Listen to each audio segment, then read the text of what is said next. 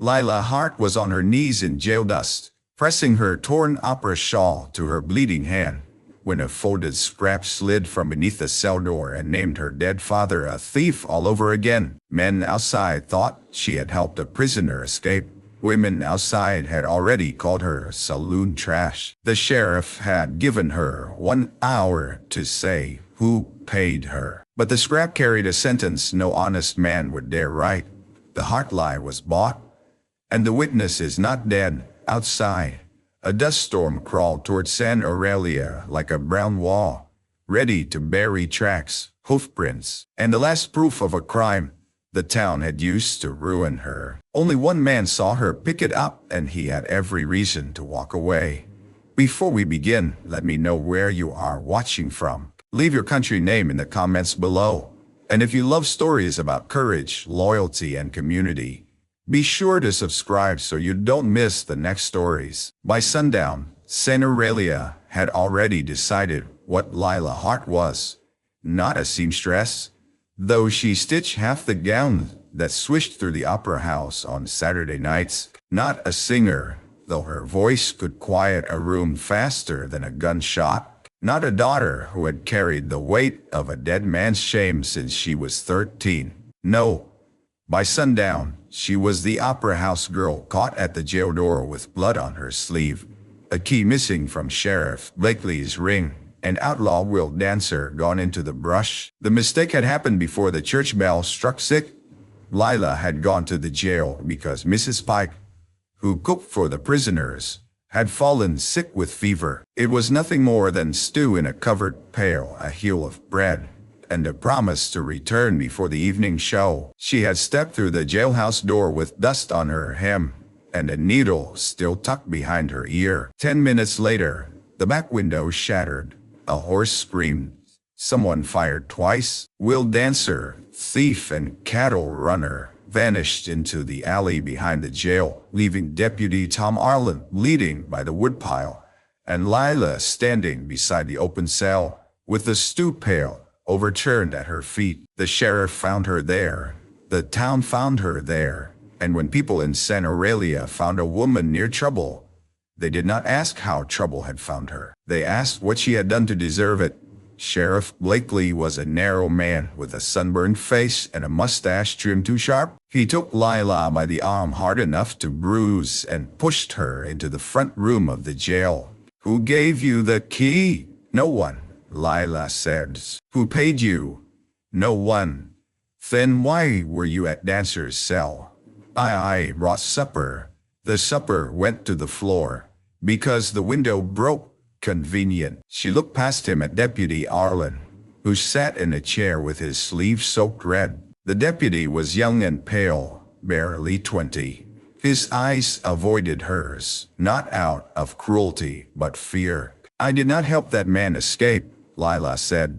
Sheriff Blakely's mouth twisted. "Your father said something just like that before they took him to Yuma." The room went still. Even the flies on the window seemed to pause. Lila felt the old wound open cleanly, as if 12 years had folded up and brought her right back to the day. Amos Hart was dragged through San Aurelia with ropes at his wrists. Her father had been accused of stealing army payroll bonds and helping a murderer escape from this same jail. He swore he had been framed. No one believed him. He died of fever in prison before any appeal could be heard. Lila had been left with his name, his debts, and every eye in town waiting for her to prove blood always told. "I am not my father," she whispered. "No," the sheriff said. "You're worse if you learn from him." The first person who spoke for her was not a friend. It was Grant Mercer, owner of the Golden Spur Ranch, horse breeder, creditor to half the county, and the kind of man whose boots made people straighten their backs when he walked into a room. He had come to town to report 3 missing mares from his north pasture, and he stood now near the jailhouse stove with his hat in his hand, and rain-dark hair dusted at the brim. Rand had not liked Lila Hart, not because she had wronged him, but because his mother had taught him that a Mercer stayed clear of opera houses, card rooms, and women whose names came tangled with whispers. He had seen Lila on stage once, standing in lantern light with a blue ribbon at her throat, singing a sad Irish ballad to men who forgot to drink while she sang. He remembered feeling something too sharp for comfort and leaving before the applause ended. Now she stood 10 feet from him, pale but unbent, with stew on her skirt and blood drying along her palm. Sheriff Blakely turned to him. "Mr. Mercer, you came in right after the shot. You saw her near the cell." "I saw her in the room," Grant said carefully. "That's enough." "No," Grant said. "It is not." The sheriff's eyes narrowed. "Careful." Grant looked at the broken window, the scattered glass, the muddy boot print on the sill. "A man went out that window. Miss Hart did not. Unless you think she climbed through, broke it after herself, dragged a prisoner over the wall, shot your deputy, then came back inside to wait for blame." A few men near the door muttered. The sheriff did not like being made small. "Maybe she unlocked the cell before the accomplice came," Blakely said. Lila wanted to speak, but her throat had closed. That was when the scrap of paper slid under the inner office door. No one noticed at first except Lila. It came from the gap beneath the door that led to the storage room, where old case boxes and broken chairs were kept. A small folded square, yellowed at the edges, pushed by someone or something from the other side. It stopped against her boot. She bent before thinking. Grant saw. The sheriff turned at the movement. "What's that?" Lila closed her fist around the paper. "Nothing." Blakely stepped toward her. "Open your hand." Grant moved before the sheriff reached her. He did not touch Lila. He only placed himself half a pace between them, enough to change the air. "Sheriff," he said, "there's a wounded deputy who needs a doctor. There's also a woman hiding evidence. You offering yourself as her lawyer?" "No. I am offering myself as a witness to how this questioning is being handled." The word witness had weight in San Aurelia. Men could lie in saloons and women could whisper in churchyards. But a signed witness statement had to stand before a judge. Lila opened her hand. The sheriff snatched the paper, unfolded it, and read.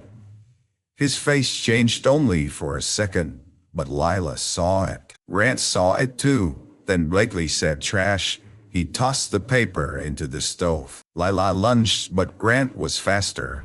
He caught the edge before the flame took it, burning his tongue as he pulled it back. The paper smoked. Half the corner blackened. The sheriff's hand went to his gun. Grant did not flinch.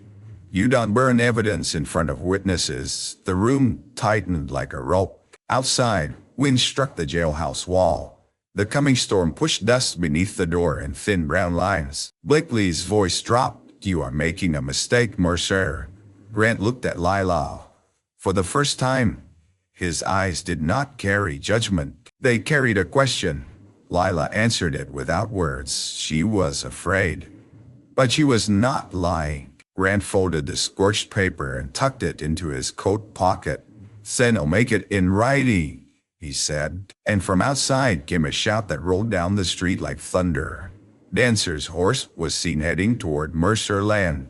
Every face turned to Grant, then to Lila. And in that moment, the town did not see two strangers standing on opposite sides of reputation. It saw a rich rancher with missing mares, an opera house girl accused of freeing an outlaw, and a burned scrap of truth that tied them together before either one understood how. By morning, the dust storm had not broken, but it had gathered itself against the eastern sky, thick and restless, turning sunrise the color of old brass. San Aurelia woke Maine.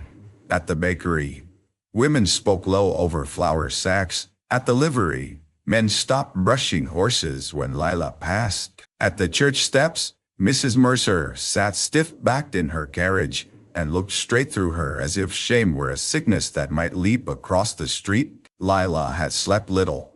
Sheriff Blakely had not locked her in a cell, not with Grant Mercer willing to testify about the burned paper. But he had not cleared her either. He released her on the condition she not leave town. That would have been easier if town had not already left her. When she reached the opera house, the front doors were bolted.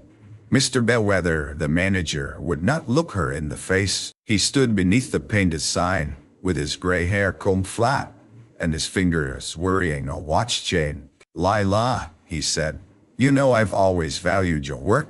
She knew what came after words like that. "The board met early," he continued. "Under the circumstances, we cannot have you on stage or in the dressing rooms. Not until this matter settles. This matter is my life, and the opera house is my livelihood. I owe rent tomorrow." He swallowed. "I can give you $2 a.m. Oh, 9. You are lucky to receive anything at all." The shame of it burned hotter than anger. Lila had patched costumes by candlelight until her eyes watered. She had sung through fever once because the leading lady lost her voice. She had taken less pay than promised because Bellwether said times were hard. Now he held out $2 as if charity could cover betrayal. She did not take it. Behind the opera house, her small room had already been searched. Her trunk sat open.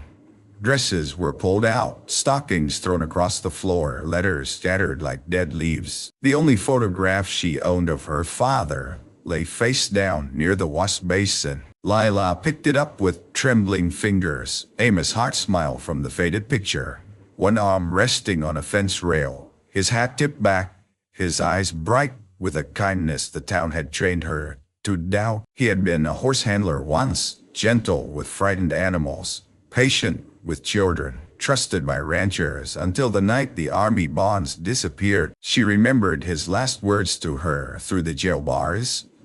"Lila girl, there is a letter. If it finds you, believe it before you believe them." For 12 years, no letter had come. Only rumors, death notices, doors closing.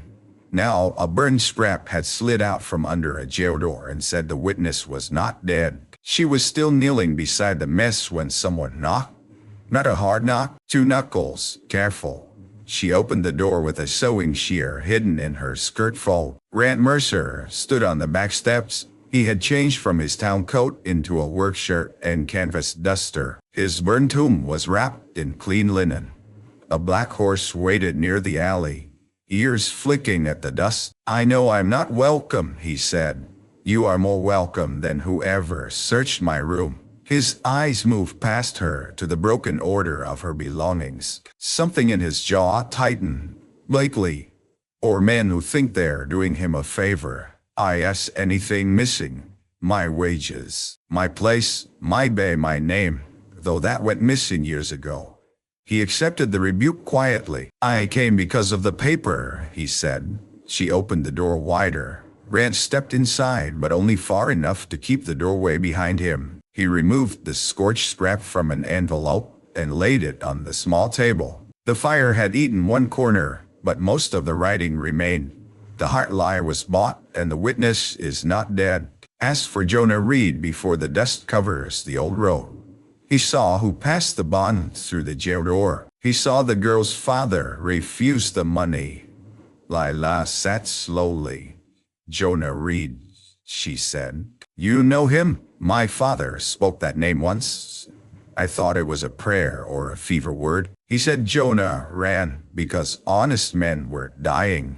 Grant looked at the paper. "There's more on the back." He turned it over. "West Sill, third board. Not safe after storm." Lila's pulse began to hammer. "The jail storage room," she said. "That paper came from under the door. Someone knew where something was hidden. Or someone wanted you to look there and get caught. Why would anyone care after 12 years?" Grant did not answer quickly. Outside, a train whistle sounded from the far ridge.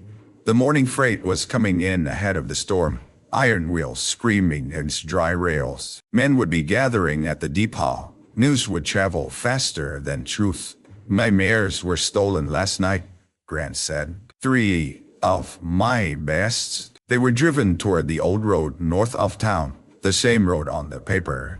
You think I had something to do with that?"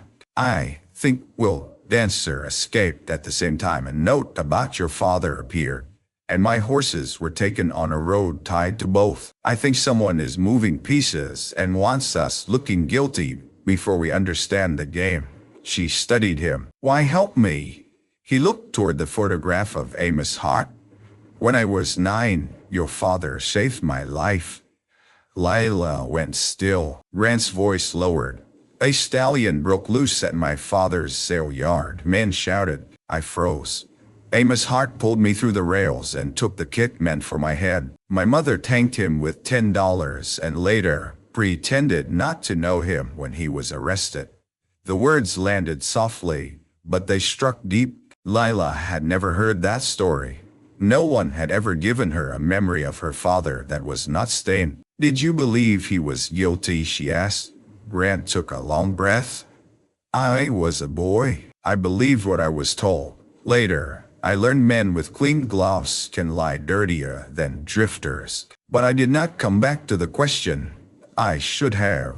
She wanted to hate him for that. Part of her did. But another part, the tired part, understood what it meant to live inside a story other people wrote for you. A wagon rattled past the alley. Someone outside shouted, Hart girl, jailbird. Grant turned, but Lila caught his sleeve. Dawn. His eyes came back to hers. If you fight every insult, they'll say I made you foolish. You didn't. They won't care. He looked at her hand on his sleeve. She let go first. There's a place at my ranch, she said. My housekeeper, Mrs. Vale, needs help with sewing grain sacks and mending tack covers. You would be paid. You would also be safer there while we find Jonah Reed. She laughed once, without humor. Your mother would sooner invite a rattlesnake to tea. My mother does not run my ranch, no. But she runs your reputation.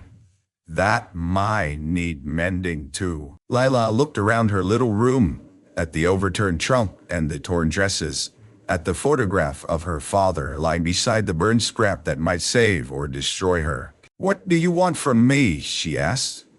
The truth, Grant said, and the courage to look under that jail sill before Blakely or Dancer does. A bell rang at the depot. The freight train was arriving. Then another sound cut through the morning. Hooves, fast. A boy from the livery galloped into the alley, hauling his pony hard enough to slide in the dust. Mr. Mercer, he cried. They found one of your mares by the old road, shot dead. There's a note pinned to the saddle blanket. Grant's face went cold. What note? The boy looked at Lila with fear. It says, give us the opera girl or the next blood is yours.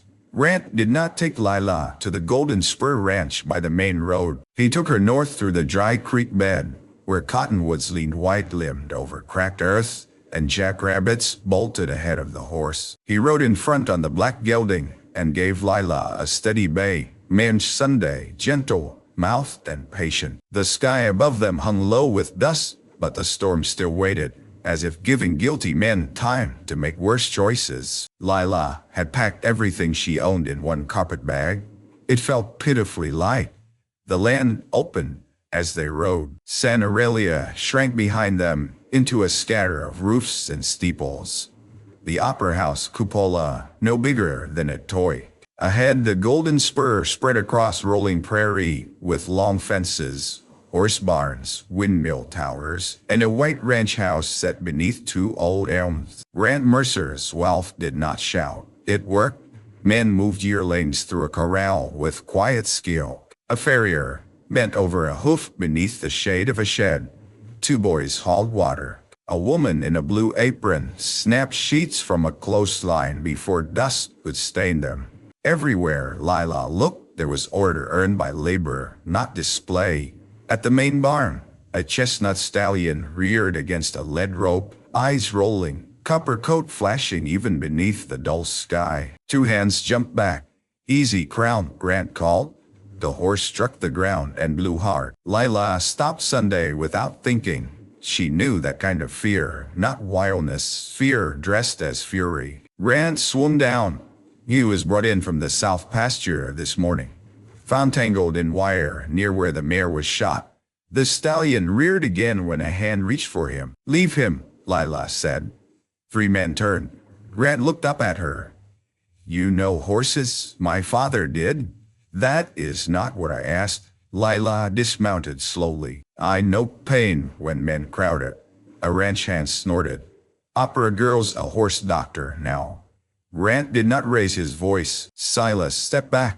The hand obeyed, though not happily. Lila approached the stallion at an angle, not straight on. Her skirt brushed dust. Her heart beat hard, but her voice stayed low. Well now, she murmured, ain't you tired of all these fools making a parade of your misery? The stallion's ears flicked. That's it, she said. You can hate us a little. I don't blame you. She saw the blood then, dark along the hind fetlock where wire had bitten deep. She did not touch him yet. She stood near enough for him to smell her and far enough to let him choose. Rand watched from the fence. Crown lowered his head an inch. Lila hummed. Not a stage song. A work tune her father used to sing while oiling harness in the evenings. The notes were plain and low, almost nothing. The stallion breathed out. The ranch seemed to hold still. When Lila finally touched his neck, Crown shivered, but he did not strike. She ran her hand along the muscle, then nodded to Grant. Hell, let you cut the wire if the others keep quiet. Grant came with a knife. His shoulder brushed hers as he bent. Together, without drama, they freed the wound from a twisted piece still caught in the hair. Crown flinched once. Lila kept humming. When it was done, Silas stared at her as if she had pulled a coin from his ear. Grant wrapped the wound. Thank you. You pay wages for thanks. I pay wages for work. That was better than work. The compliment should not have warmed her. It did. Mrs. Vale, the housekeeper, was not related to banker Gideon Vale, a fact she announced within 2 minutes of meeting Lila, and seemed determined to repeat until heaven itself confirmed it. I was a Vale by marriage for 7 unfortunate months, she said, leading Lila through the kitchen. My husband drank, gambled, and died owing money to his cousin Gideon. I kept the name only because changing it cost money better spent on flour. She gave Lila a room above the wash house, small but clean, with a narrow bed and a window facing the horse pasture. Then she set her to mending canvas feed covers. No one welcomed Lila warmly, but no one threw her trunk into the yard either. On the Golden Spur, suspicion had to work beside chores. Men could whisper while hauling hay. Women could judge while kneading bread. But the horses still needed feeding, and torn canvas still needed thread. For the first time since the jail door opened, Lila breathed. Not freely, but enough. That evening, Grant came to the wash house with a lantern and the scorched paper. I spoke to old Mr. Tolley at the depot, he said. He remembers Jonah Reed. Lila set aside her needle. And Jonah was a jail sweeper 12 years ago. Half blind in one eye. Vanished the morning after your father's arrest. Alive, my bay. Tully heard he went west to work a station near Dry Bones Crossing. That road will be gone after the storm. Grant nodded. The dust will cover tracks. If Dancer is looking for him too, we have less than a day. Yes, she looked at him. I am not your burden, Mr. Mercer. No. You are the only person with a right to that truth. And you. I have 3 stolen horses, 1 dead mare, and a note threatening my ranch if I protect you. That gives me an interest. Only an interest. The question came out softer than she meant. Lantern light moved in his eyes. My father died leaving debts hidden under polished manners, Grant said. My mother believes respectability is a fence high enough to keep ruin out.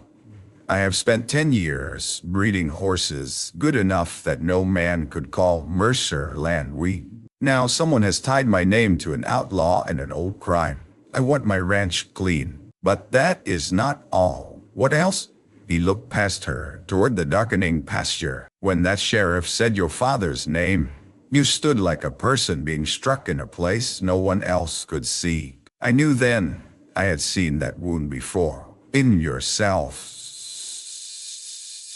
In my mirror.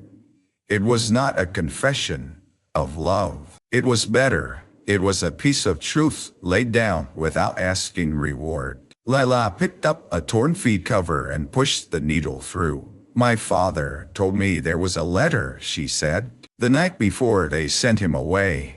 He said, if it finds you, believe it before you believe them. I waited for years. Every wagon that came through, every mail pouch, every stranger at the opera house, I wondered. Then I stopped wondering because hope got expensive. Grant sat on the bench across from her. My bay hope was delayed, he said. Hope does not usually arrive. Burned. It arrived. The corner of her mouth moved despite herself. A crash sounded outside. Grant stood at once. Another crash followed. Then a shout. They ran from the wash house into wind thick with dust. At the far corral, Crown had broken the top rail. Not from wildness this time, from panic. A strip of red cloth had been tied to the fence, snapping in the wind like a wound. Every horse in the pen was stirred up, circling, snorting, crowding one another.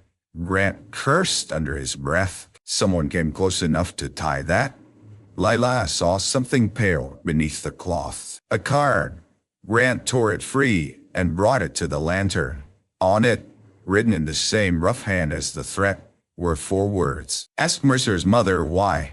Mrs. Adeline Mercer arrived at the ranch before breakfast in a carriage polished black as a funeral shoe. She wore gray silk button to the throat, gloves despite the heat, and a hat pinned so firmly it looked armored. Her eyes moved over Lila's plain dress, the wash house, the ranch hands pretending not to stare, and finally, her son. Grant, she said, send that woman away. Grant stood on the porch steps. Good morning, mother. No, not good morning me while scandal eats at our gate.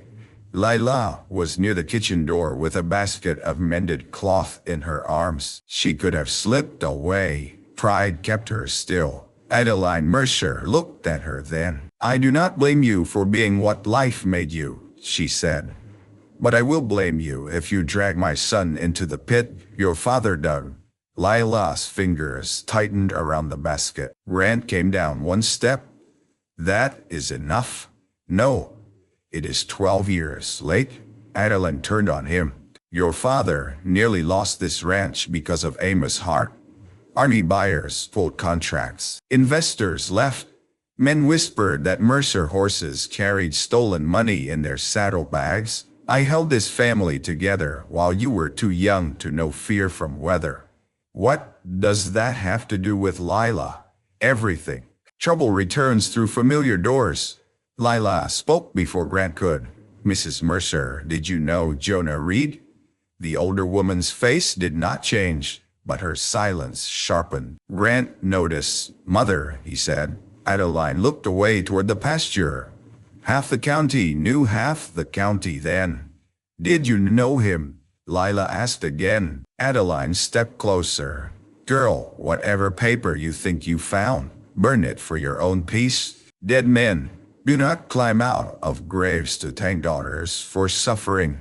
My father is not asking to be thanked. He is asking to be heard. Your father was convicted by men still alive. That struck. For the first time, Adeline Mercer looked less angry than afraid. She turned to Grant. Come to town with me. Banker Vale is prepared to extend the note on your south acreage if you publicly deny involvement with this girl. He has influence with the army buyers. You need that contract. Grant's expression hardened. Vale made that offer this morning. He is trying to protect us or buy silence. Do not speak like a fool. One opera house girl is not worth losing land. Your grandfather broke his back to fence. Lila felt the words as they were meant. A price tag hung around her neck, too low to matter. Grant looked at his mother for a long moment. Then he said, if land requires cowardice to keep, It is already lost. Adeline's face paled. Before she could answer, a rider came hard from town. It was Silas, the ranch hand who had mocked Lila the day before. His horse lathered at the chest. "Mr. Mercer," he called. "Sheriff's men are coming with a warrant. They say Miss Hart stole evidence and conspired in Dancer's escape." Grant took one step down. "How far?" "Twist and shooter, my bay less." Lila set down the basket. The world narrowed. Jail again. Questions again. A sheriff with a stove and a hand ready to burn whatever truth frightened him. Grant turned to her. The West Sill, she understood at once. If the hidden evidence was still in the jail's storage room, Blakely would destroy it before any judge saw it. The warrant was not meant to arrest her. It was meant to empty the field. "We have to go now," she said.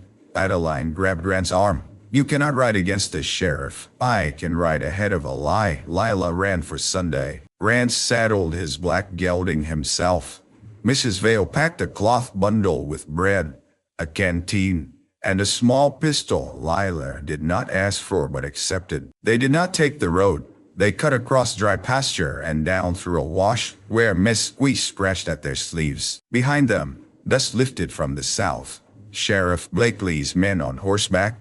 The storm had begun moving faster. By the time Grant and Lila reached San Aurelia, the town had pulled shutters and tied down awnings. Dust hissed along the boardwalk. The Opera House sign swung overhead, creaking. The jail stood at the end of Main Street, square and ugly, with one lamp burning inside. Grant dismounted in the alley. "We go through the back. I know the storage room window," Lila said. "It's thick." He looked at her. "I used to bring laundry here," she said, before they stopped hiring Hart hands. They slipped behind the jail as dust thickened. The back window was high, but Grant made a step of his hands.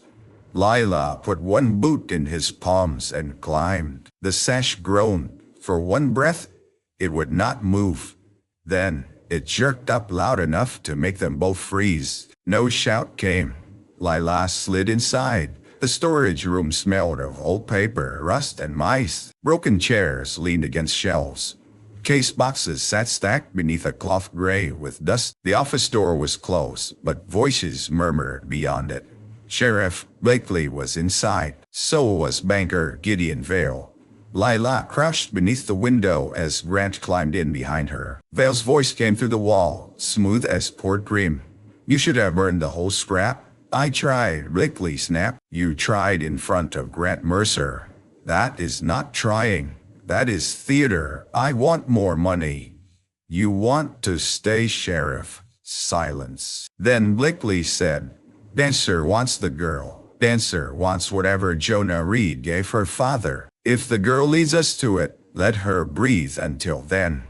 Lila's stomach turned cold. Grant's hand found her elbow, steadying, but not holding. They moved to the west wall. The sill beneath the small side window had 3 warp boards. Lila knelt, pulled the sewing shear from her pocket, and worked it into the crack. The first board lifted with a sigh. Nothing. The second stuck. Voices shifted in the office. Grant drew his revolver. Lila pried harder. The board came loose, scraping. Beneath it lay a narrow oilcloth packet tied with black thread. Her breath caught. Before she could lift it, the office door opened.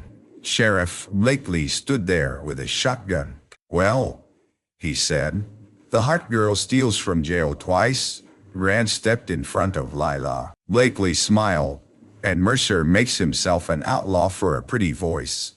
Vale appeared behind him, silver-haired, elegant, untouched by dust. His eyes went to the open sill. "Take the packet," he said. Lila grabbed it and ran. Grant fired once, not at the men, but at the hanging lamp above them. Glass exploded. Darkness dropped hard.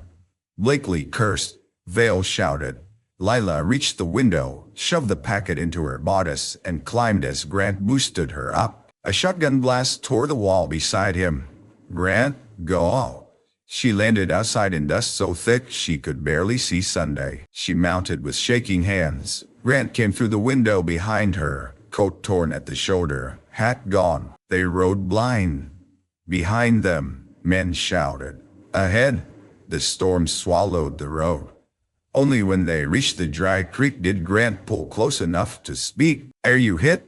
No. You? No. But blood darkened his sleeve. They stopped beneath a leaning cottonwood where the wind screamed over the bank. Lila pulled open his coat with fingers that would not steady. Shot had grazed his upper arm, bloody but shallow. You lied, she said. I was mistaken. That is a rich man's word for lie. He laughed once through his teeth. She tore her petticoat hem and wrapped the wound. Their faces were inches apart in the brown light. Dust clung to his lashes. He looked less like a polished mercer and more like a man carved down to what mattered.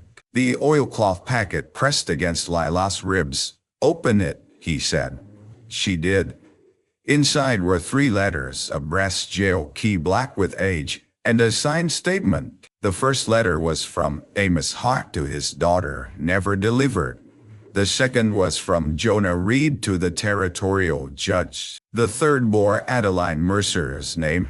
Lila looked at Grant. His face had gone still. The dust storm roared above them, and the truth they had chased suddenly had teeth sharp enough to cut both their families. They read the letters by lantern light in an abandoned line shack while the storm beat the world into one long howl. Grant's arm had stopped bleeding, but his face had not recovered its color.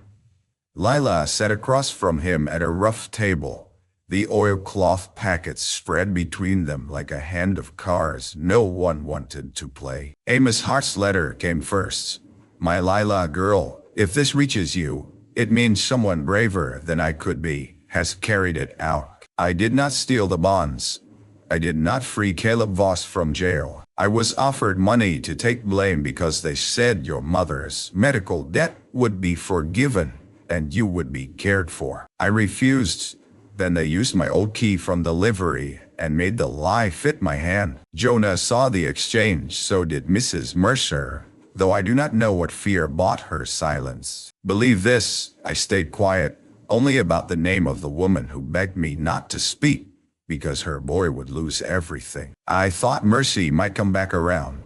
It did not. Forgive me for trusting Mercy in men who sold it. Your father, Amos. Lila could not speak after that. For 12 years she had believed her father died begging the town to believe him. Now she knew he had also died, protecting someone who had not protected him. Rand picked up Jonah Reed's statement. I, Jonah Reed, sweeper at Santa Aurelia Jail, saw Gideon Vale pass Army payroll bonds through the jail door to Caleb Voss on the night of my 3rd. Sheriff Rourke took payment to leave the west window unlatched. Amos Hart was brought in after refusing hush money. His old jail delivery key was planted in his coat. Mrs. Adeline Mercer came to the jail that night, pleading with Rourke to keep the Mercer name out, as her husband's horse papers had been used by Vale to move stolen funds. Amos Hart heard her and said he would not ruin a child for the father's debt. I fled because Rourke threatened to blind my other eye. Grant closed his eyes. Outside, the wind threw sand against the shack walls. Lila watched him, anger and pity twisting, until she could not tell one from the other. My father protected your family, she said. Yes, your mother let him go to prison. Grant swallowed. Yes. The 3rd letter was Adeline's. It was not long. Mr. Hart, I was a coward tonight. I knew enough to ask questions and feared the answers. My husband's dealings with Vale have endangered my son's inheritance and name. You said you would not speak of what you heard until I had a chance to settle the matter. By morning, they had taken you. I told myself the court would find truth without me. It did not. If I fail to make this right, my God, judge me plainly. Adeline Mercer, Lila set it down carefully. Did she make it right? She asked. Grant did not defend his mother. That mattered more than any speech. No, he said. The shack seemed smaller after the word. Lila stood and walked to the window. There was nothing to see but dust. She pressed her palm to the frame and remembered all the years she had eaten alone, worked cheaply, smiled when men called her father a thief, because anger cost employment. She remembered refusing to sing certain songs because her throat locked on the word home. Behind her, Grant said, "I will take these to Judge Hollis in Baxter Spring. The roads are gone. They need all ride by the creek markers. Blakely will be watching. Then I'll go through him." She turned. "This is not a horse sale you can win by standing tall. No. It is my family's debt. My father paid it already." His face flinched. She regretted the cruelty and did not regret the truth. Grant rose slowly. "You owe me nothing, Lila. Not trust, not forgiveness, not kindness. But if those letters do not reach a judge, Vale keeps the town. Blakely keeps his badge. Dancer keeps hunting. And your father stays guilty in every record that matters. And your mother, she answers for what she did. That will break her. It should have broken us sooner." For a long moment, only the storm spoke. Then came another sound. A horse outside. Both of them froze. Grant blew out the lantern. The door burst open. Will Dancer stood in the doorway with a bandana over his mouth and a revolver in each hand. Behind him were two men Lila recognized from the opera house balcony, men who used to toss coins at her feet and laugh when she refused them. "Well," Dancer said, "a mercer and a heart-keeping house. Ain't that a him?" Ran move. But Dancer cocked the pistol. Hands where grief can see 'em. The men took Grant's gun. One found the packet on the table and grinned. Lila's heart sank.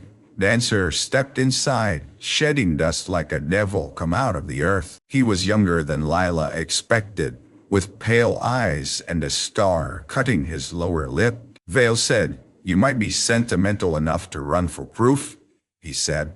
"I told him people don't change. Hearts chase letters. Mercers chase honor. Both make easy tracks." Grant said, "Vale will hang you once you're inconvenient."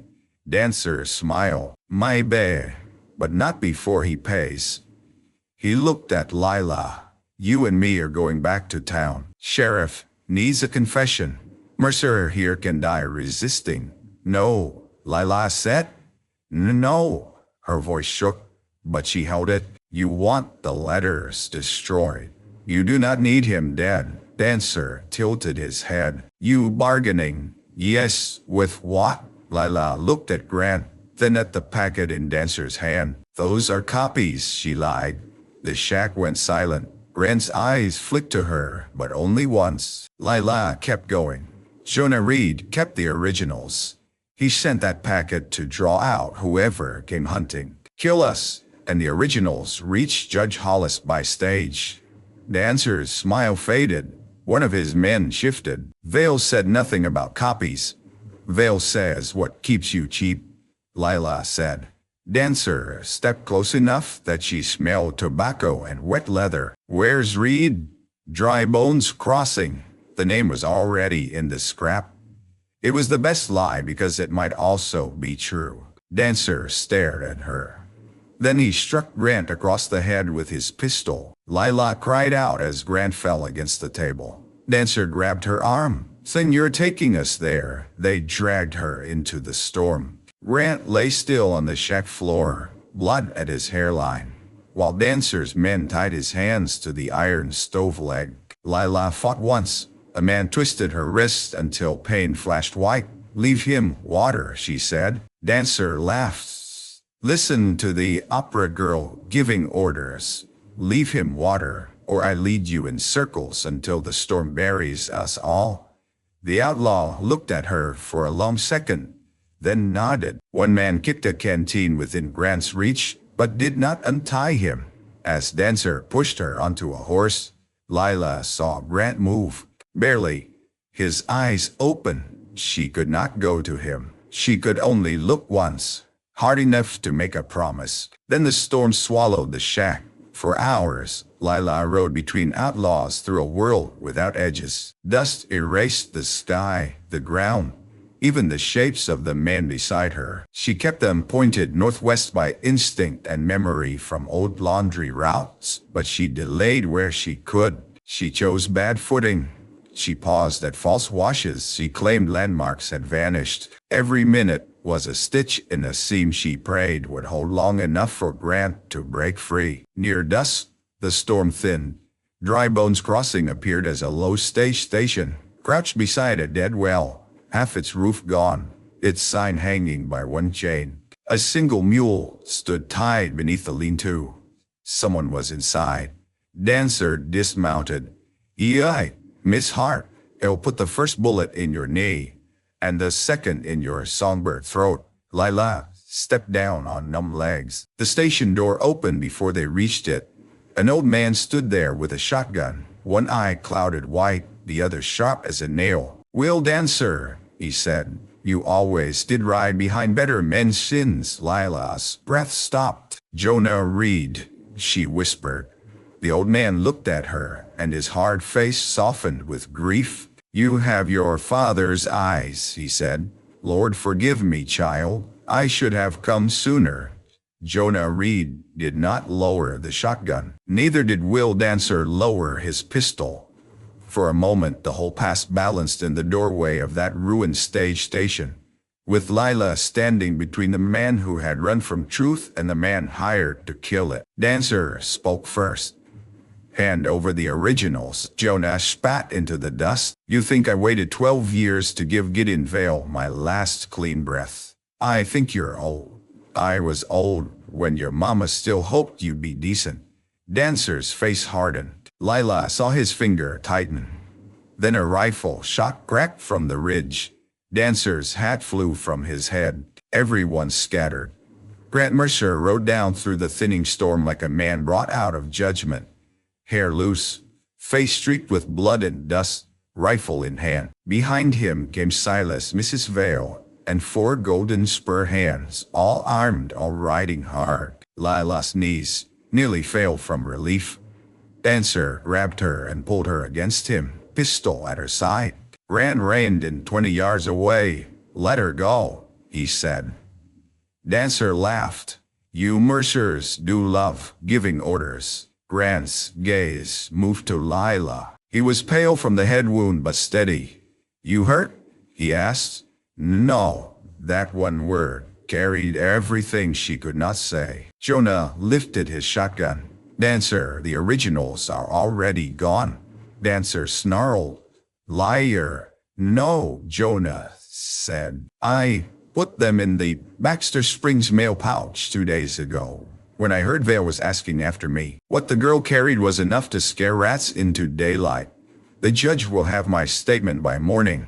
Dancer looked at Lila then, understanding too late that her lie had not been far from truth. Rage twisted his face. He shoved her aside and fired at Jonah. Grant fired first. Dancer spun and fell into the dust. His men tried to run. Silas and the ranch hands cut them off before they reached their horses. One threw down his gun. The other had to be persuaded by Mrs. Vale's skillet, which she had brought for reasons she later called practical Christian foresight. Lila ran to Jonah. The old man had fallen back against the doorframe, but Dancer's bullet had only torn his sleeve. "I'm all right," he grunted. "Been shot worse by men with better aim."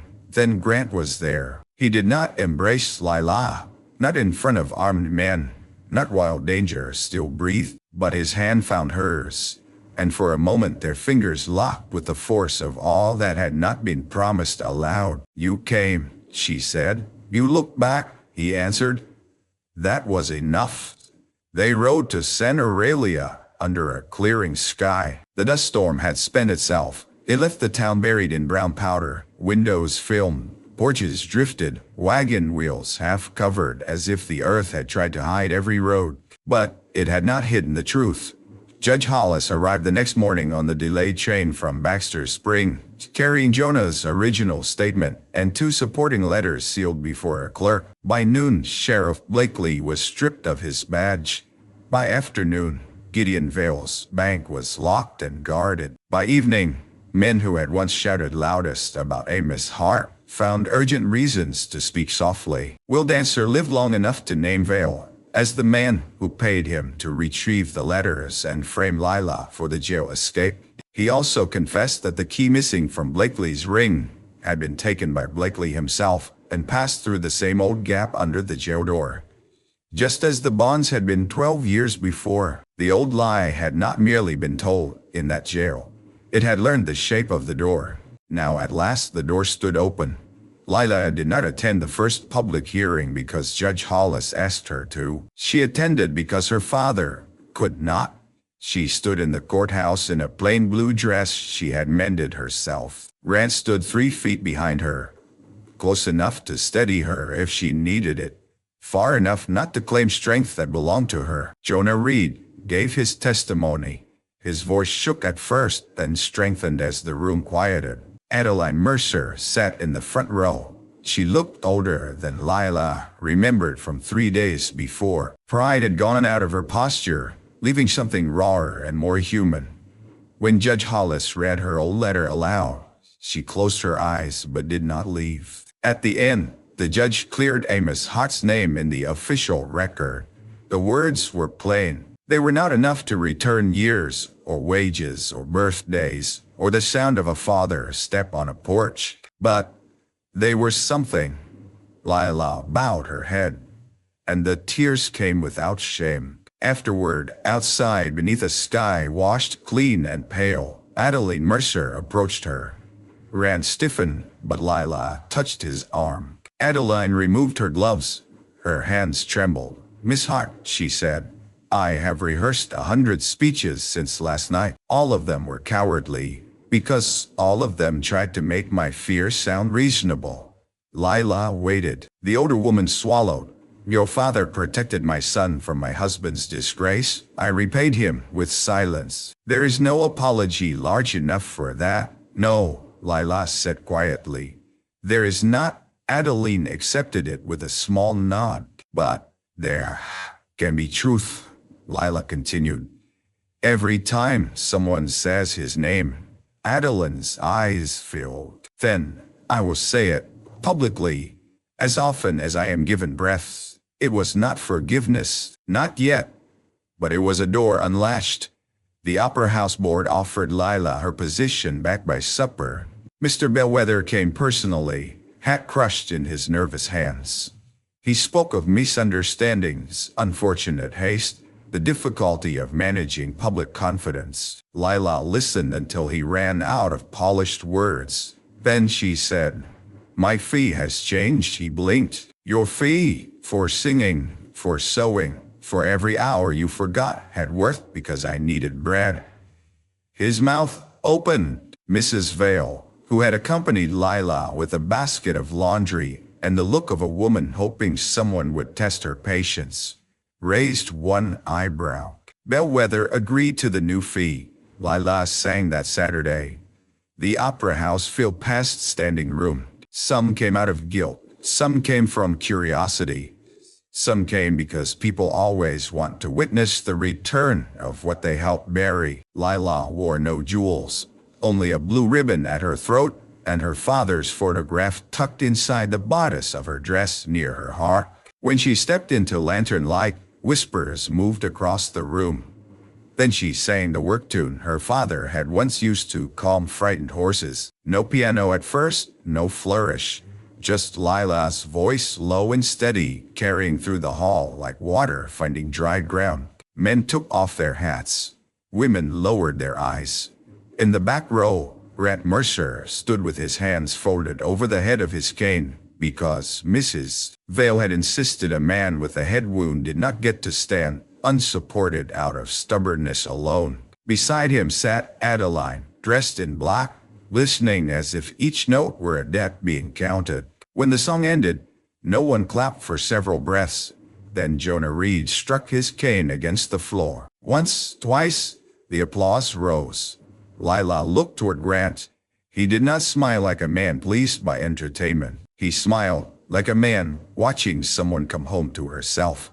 Winter did not arrive all at once that year. It came in cool mornings, in frost silvering fence rails, in horses steaming under a sunrise. Lila kept her room at the opera house for a while, then found herself more often at the Golden Spur, mending, singing, helping Crown trust a saddle again. Rant never rushed her. He asked her to ride out when the sky was clear. He asked her opinion on a mare's injured leg. He asked whether she preferred coffee before sunrise or after chores. Small questions, daily ones, the kind that built a life without trapping it. One evening, they rode to the old jail road after the first light snow. The jailhouse had a new sheriff now. The storage room floor had been repaired. The west sill board, the one that had hidden the oilcloth packet, rested in Lila's hands. Judge Hollis had given it to her after the trial. She and Grant stood where the road dipped toward town. Dust no longer covered it. Snow lay thin and clean over the ruts. My father said Mercy might come back around, Lila said. Grant looked at the board. He deserved better than mercy from frightened people. I cannot undo what my family failed to do. No. He took that answer without defense. She loved him a little more for it. Then he said, I can build differently. Lila looked up. The prairie wind moved between them, cold and bright. Rent removed his hat. I love you, Lila Hart. Not because you were wrong. Not because I want to fix what cannot be fixed. I love you because you stand in truth, even when it costs you shelter. Because you can calm a horse, shame a coward, and make a room remember its soul by singing one honest note. Her eyes burned. I have little to offer that has not been bruised, she said. He stepped closer. Then we will not call bruised things worthless. She laughed through tears, and the sound shook loose something that had lived too long behind her ribs. I love you too, she said, though you are stubborn, over-formal, and inclined to believe without admitting it. That last part has been corrected under supervision. Miss S. Vales, and yours, if you'll have the position. She smiled then, fully.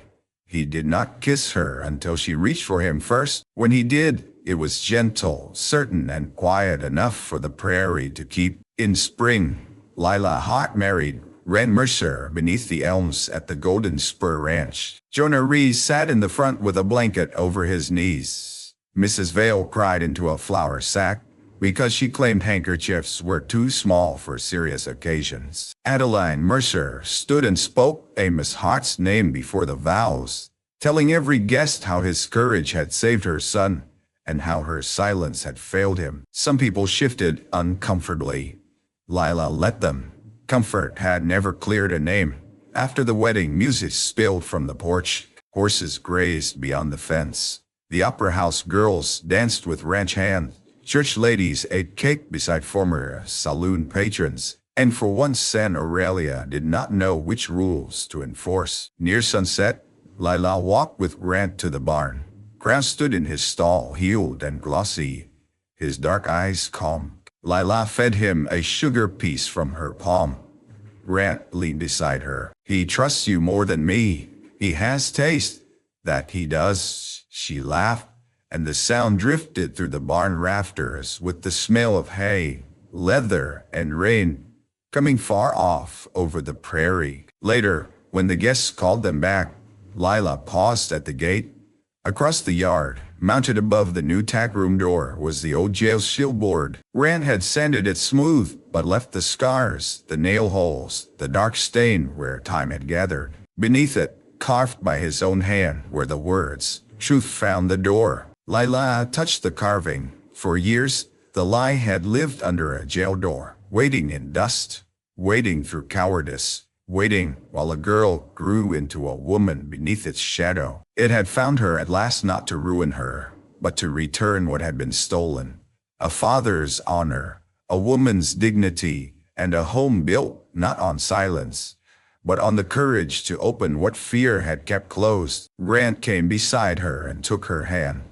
The evening train whistled beyond the ridge. Lanterns glowed along the porch. Wind moved soft over the prairie. lifting the last of the dust from the road until it shone clear in the golden light.